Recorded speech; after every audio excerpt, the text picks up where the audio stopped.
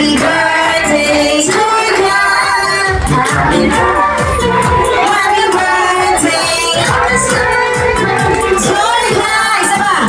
Happy birthday, Georgia. Happy birthday.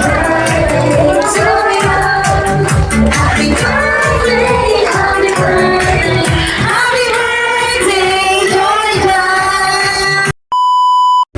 Alright, September pa lang mamamas ko na kami. Merry Christmas. Ganito yung mga namamas ko eh. Oh.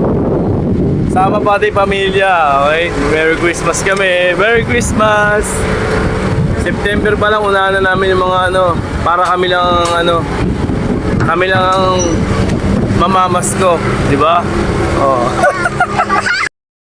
Ayun, nakarating na kami. Nakita niyo naman, Jolly Spaghetti Street. Hindi, joke lang. Dito yan sa baba ng Bendia, malapit sa McDonald's. Halos katabi ng McDonald's. Halos katabi rin ng Liberisa Street. Halos katabi rin ng Paddy's Point. Meron Paddy's Point dyan sa Bendia, makikita nyo. Halos katapat lang. Halos din sa may LRT. Yan, katapat lang din yan. Dito gaganapin ang birthday celebrate.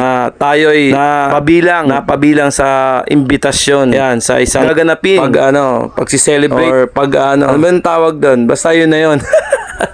Nalilito na ako. Yan, pumasok na kami dyan para sa mga bisita. Syempre kami ay namin malate kasi alam nyo na kaya pag nalate ka sa isang celebration, di ba? Syempre dito sa Jollibee ang nangunguna ang mga bata. Syempre bida nga ang saya, di ba? Kaya laging masaya lagi ang mangyayari dito. Expected na mga nagbi-birthday dito at nagsi-celebrate. Bida lagi ang saya. Nakita nyo naman yung batang yan? Nakita niya? Hindi ko anak yan. Ayan yung magbe-birthday. Nakita niyo, di ba? Sobrang cute. O, di ba? Kala mo, anghel na bumaba sa lupa. Alright. Napakasarap magkaroon ng isang anak, ano? Yung iba, hindi binibiyayaan. Yung iba naman, nahihirapan magkaanak. Yung iba, sobrang pinagdadasal pa nila na magkaanak sila. Alam niyo yun, yung tipong nagsasayaw pa sila sa kung ano-anong santo para lang mabiyaya. Yung iba, nakakalungkot, pinalalaglag, iniiwanan kung saan-saan. Minsan naman, nagkaanak, pinababayaan, pinapalagaan kung kani-kanino, tapos ang ending, magagalit ang magulang. So, sino ang sisisihin? Dapat magulang pa rin. Kasi nga, naging pabaya sila. Di ba? Kaya mga kaibigan sa mga nanonood dito, mahalin natin yung mga anak natin. Ibigay natin lahat. Lalo na yung mga yan, nasa level pa lang ng pag-aalaga nyo, pag-aaruga nyo, iparamdam nyo.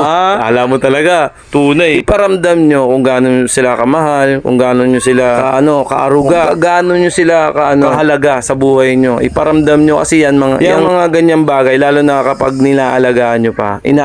Paglaki nyan, hindi nyo na mahalikan yan. Siyempre, una sa lahat, hindi nyo na malalambing kasi mga dalagat binata na. Tama, mali. Sagot! Sumagot na. Diba? Kaya i-enjoy nyo yung pag-aalaga. Kung sakasakaling wag na kayong kumuha ng mga yaya, isaalang-alang yung sacrifice kayo. Diba?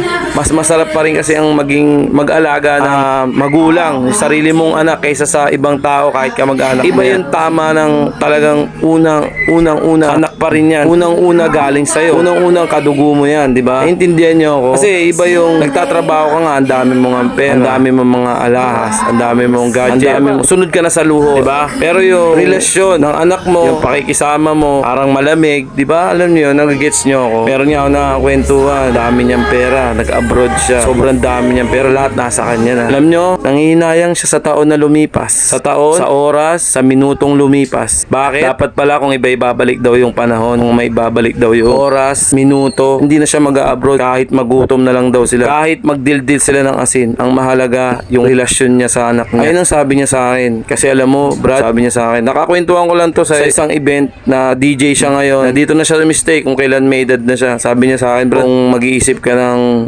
mag-abroad ka, mag-ibang bansa, kapag isipan mo mabuti, lalo na yung anak mo bata pa. Kasi ako, bata pa yan, mga yan. Iniwanan ko. Padala lang ako ng padala, easy lang ako. Hindi ko namamalayan, malayo na pala yung loob nila sa akin. Malayo na lahat ng loob nila sa akin. Kaya pagdating ko ng Pinas, wala. Parang malamig. Parang hindi nila ako magulang. Mas mahal nila yung nag-alaga sa kanila. Mas may priority nila yung nag-alaga sa kanila. Sa akin, oo, alam nila, magalong nila ako. Sa akin, oo, alam nila, ako nagpapadala sa kanila. Pero iba pa rin yung tama ng feelings. Iba pa rin yung tama ng pagmamahal na bilang isang anak. Kaya masakit sa akin. Kaya sabi sa akin, ikaw, kumahid ka na lang. Ipakita mo na lang na kaya mo. Kaya mo namang kitain dito yan. Kasi pag once na nawala na yung pagmamahal ng mga anak mo na ibaling sa iba, mas masakit yun. Kahit marami kang pera. Tandaan mo, brad, hindi mabibili ang pagmamahal ng perang karangyaan. Hindi. Kaya napaisip ako, tama yung mga sinasabi ko sa mga social media, yung mga kalokohan ko, yung mga sinasabi kong walang nakikinig sa akin. Totoo yun. Ang kaligayahan natin ay walang kapantay. Hindi mabibili ng pera. Walang sino mang makakabili ng kahit anong pera kapag ang tao maligaya. Ikaw, katulad ng ibang tao, di ba? Katulad si Kuya, yung nakakwentuhan ko, di ba? Yan, nag-ibang bansa siya, sobrang dami niya ng pera. Walang value ang pera sa kanya. Kasi hindi siya masaya. Aanuhin niya yung pera kung di ka naman masaya, di ba? Aanuhin mo yung pera kung ang puso mo naman ay malungkot. Kung ang puso mo naman ay malungkot. Kung ang puso mo naman ay malungkot. Di ba? Baliwala yun. Iba pa rin talaga kung ang puso mo maligaya, puso mo masigla, puso mo masaya. Bonus na lang yung pera. Kaya mas maganda, mas maligaya ka muna, mas maligaya ka sa piling ng pamilya mo, sa mga anak mo, bago ka magkaroon ng maraming pera. Kasi yung pera, mas magagamit mo ng tama, mas mayuyus mo ng tama. Di ba?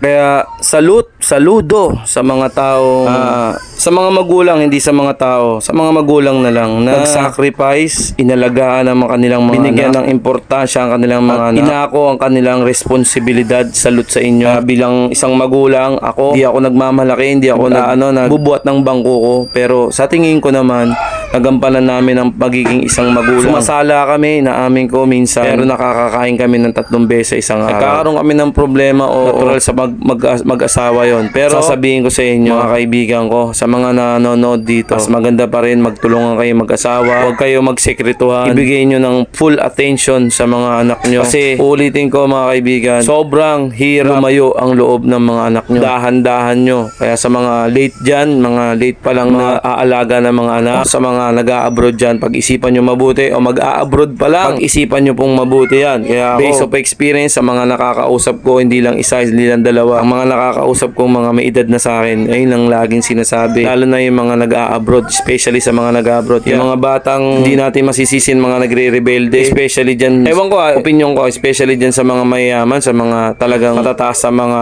paaralan, katulad ng mga Lasal yan, mga bata dyan, Lasal University. Kala nyo ba maligaya yan? Walang full attention yan ng mga magulang nila, wala silang full attention na binibigay, kaya nagkakaroon ng casing, nagkakaroon ng kung ano-anong nangyayari, naliligaw sila ng landas kasi hindi sila nag-guide ng talagang tunay nilang magulang, tunay nilang kadugo. Bigay lang sila ng bigay ng pera, bigay lang ng bigay. Walang full attention, walang gabay na tunay na gabay ng mga magulang. Wala. Kaya kayo, mga kaibigan, sa mga nanonood, mahalin natin ang mga anak natin, mahalin natin ang mga galing sa atin. Huwag nating ipagkatiwala sa lahat. Pera, kikitain yan. Pero pag once na nagkasakit na yan, nagkaroon na ng kung ano-anong sakit yan, mahirap na. At lalo na yung relationship nyo. Alright, maraming salamat sa panonood nyo. And happy birthday sa lahat ng mga birthday at sa lahat ng mga nagsiselebrate. Maraming salamat. Lagi natin tatandaan, good vibes lang tayo, everyone, every day, every minute. Yeah!